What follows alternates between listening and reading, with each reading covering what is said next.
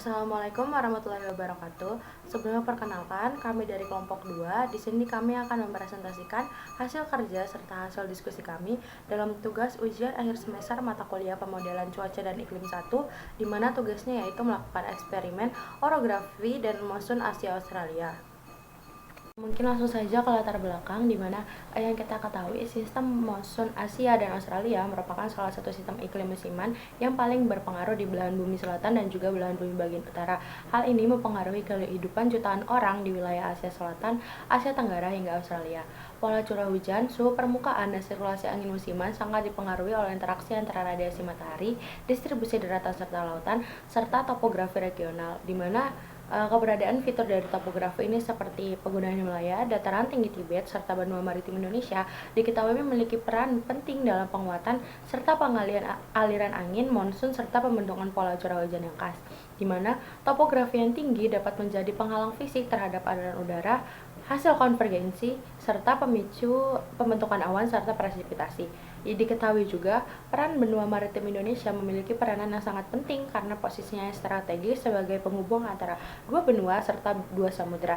Untuk memahami bagaimana perubahan topografi mempengaruhi sistem monsun, kita dapat menggunakan model seperti PLASIM atau Planet Simulator yang memungkinkan simulasi iklim dalam jangka panjang dengan kompleksitas menengah. Nah, dalam simulasi ini, kelompok 2 ditugaskan untuk mengeksplorasi dampak perubahan orografi di wilayah benua maritim Indonesia dengan modifikasi topografi menjadi lautan dangkal dengan elevasi 0 meter.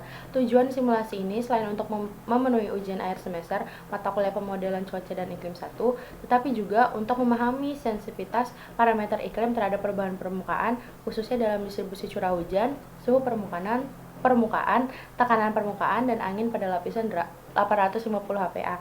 Simulasi dilakukan untuk dua musim utama, yaitu DJF Desember, Januari, Februari yang mencerminkan monsun Australia, serta JJA Juni, Juli, Agustus yang terkait dengan monsun Asia. Hasil eksperimen akan dibandingkan dengan simulasi kontrol yang tidak kita modifikasi topografinya untuk mengidentifikasi perubahan pola iklim musiman dalam menganalisis mungkin untuk model simulasi kita di sini menggunakan dua simulasi. Yang pertama, simulasi kontrol dijalankan dengan tidak mengubah topografi yang aslinya. Yang kedua ada simulasi orografi atau simulasi topografi yang kita dapat di bawah kelompok 2 harus mengubah benua maritim Indonesia menjadi laut dangkal dengan elevasi 0 meter, di mana software yang kita gunakan yang pertama ada PLASIM atau Planet Simulator, yang kedua ada Ubuntu, dan yang ketiga ada Google Colab yang digunakan untuk memvisualisasikan hasil NC yang kita dapati dari PLASIM.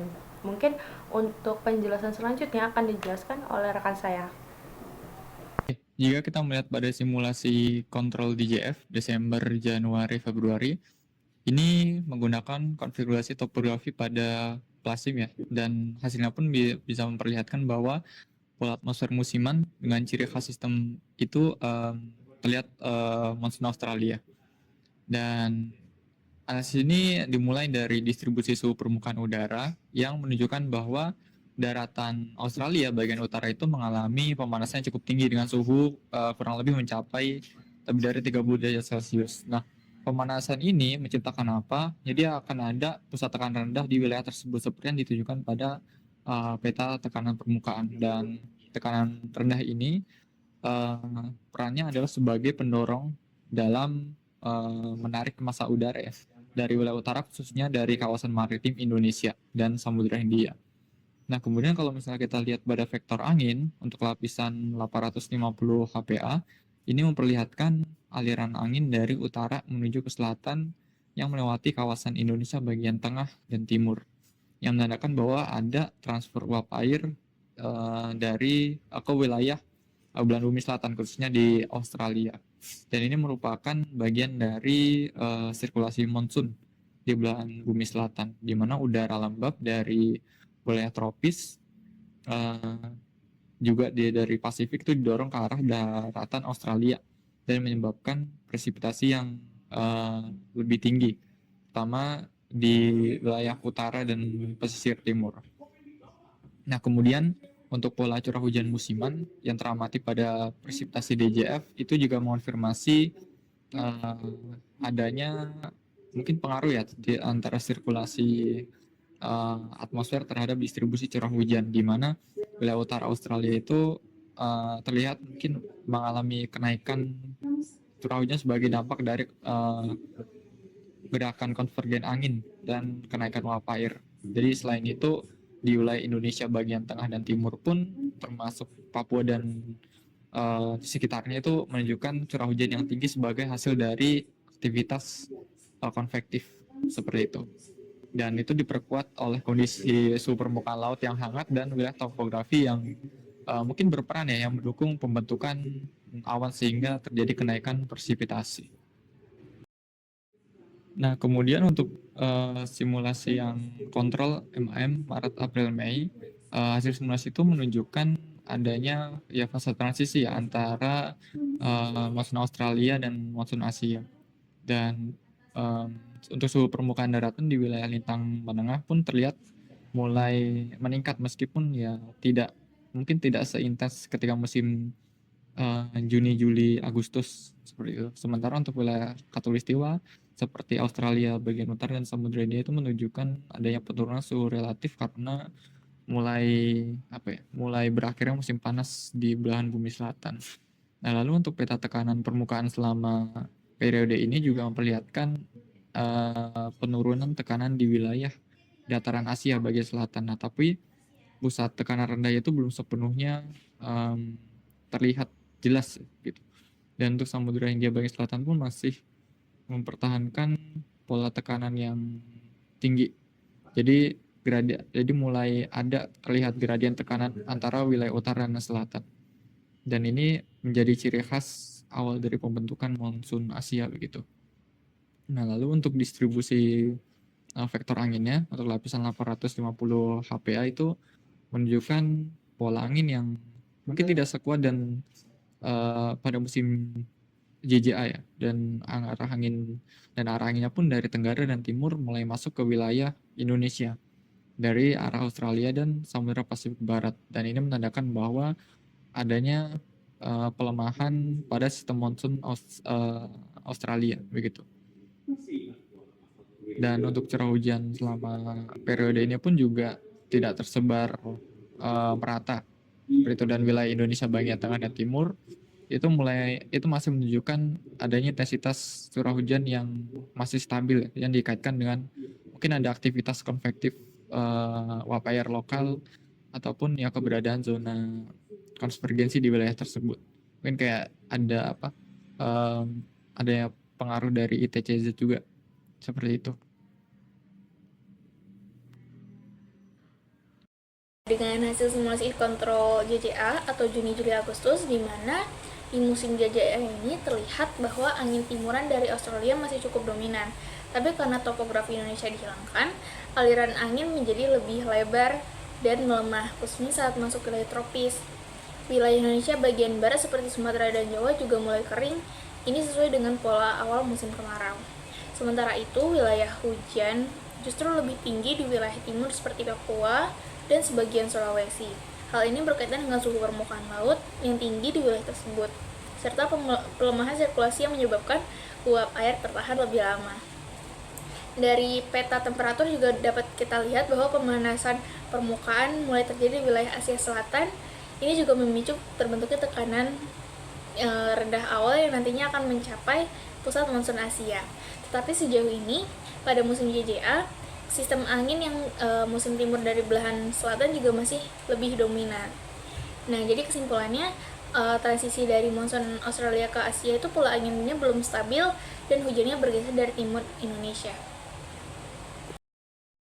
Selanjutnya itu ada musim SON atau September, Oktober, November, di mana ketika memasuki musim September, Oktober, November itu terjadi pemanasan di Asia yang semakin intens. Tekanan rendah di Asia mulai menguat dan ini biasanya terjadi di awal transisi monsun Asia.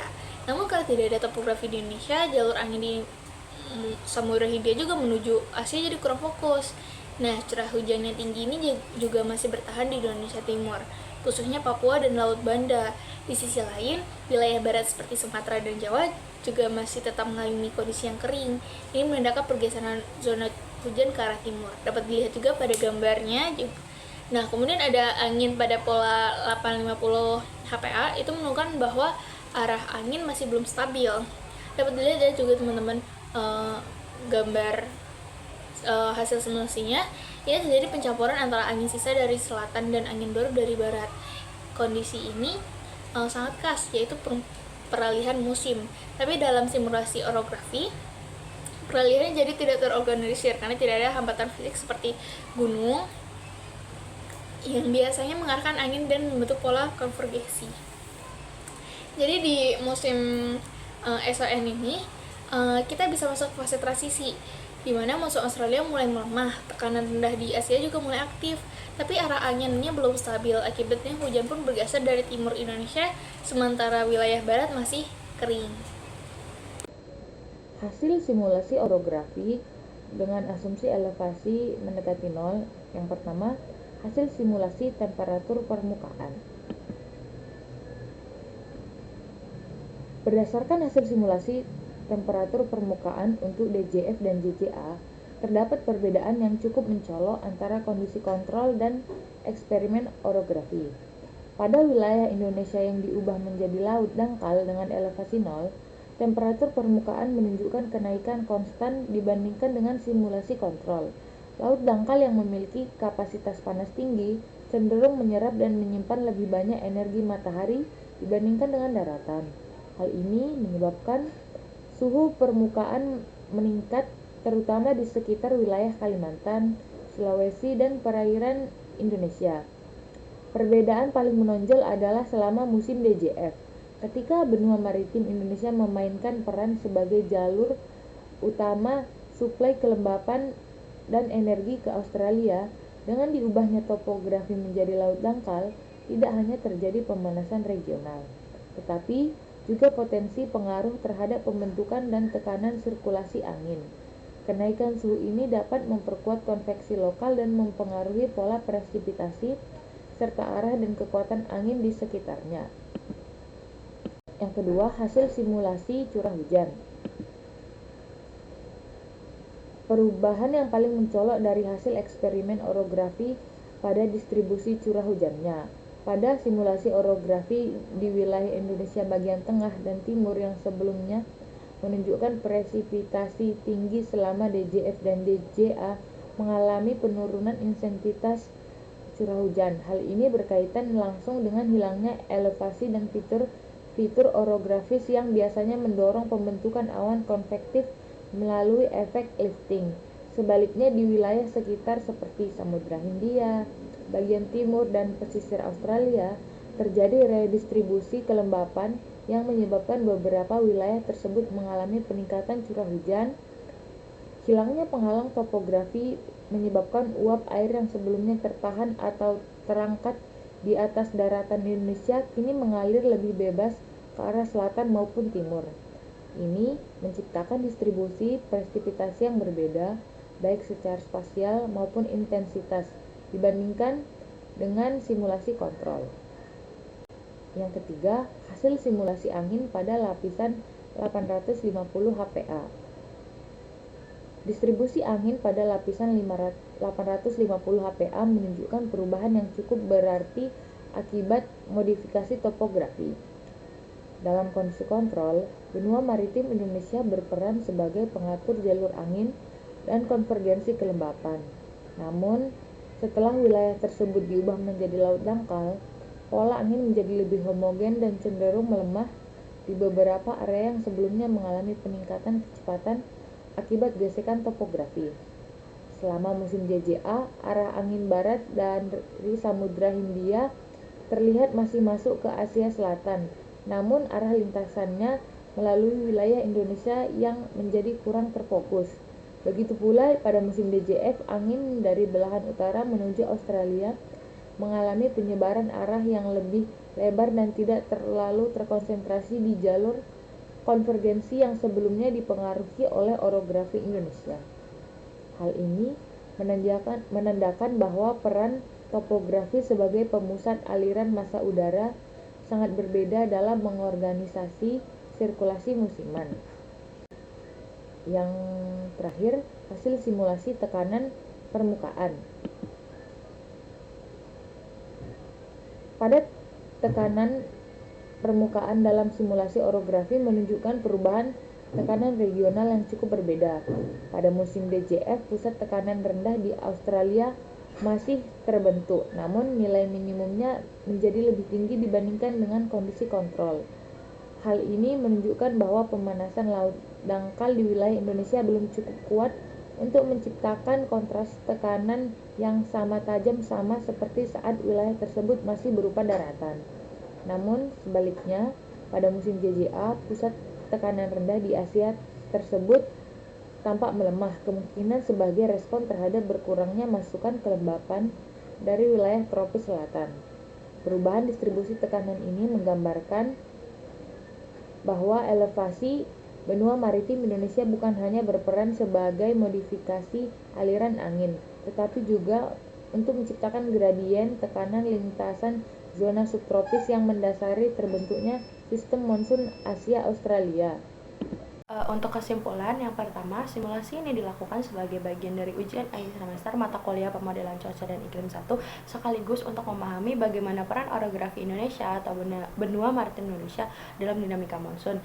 Yang kedua, menggunakan model iklim plasim atau planar simulator untuk mengubah seluruh topografi benua maritim Indonesia menjadi laut dangkal dengan elevasi 0. Yang ketiga, setelah simulasi topografi diubah dibandingkan dengan simulasi kontrol yang menggunakan topografi yang asli.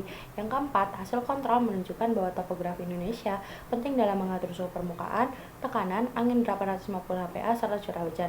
Yang kelima, benua maritim Indonesia berperan sebagai pengatur konvergensi angin khatulistiwa yang memicu pembentukan awan serta hujan terutama pada musim DJF serta musim JJA.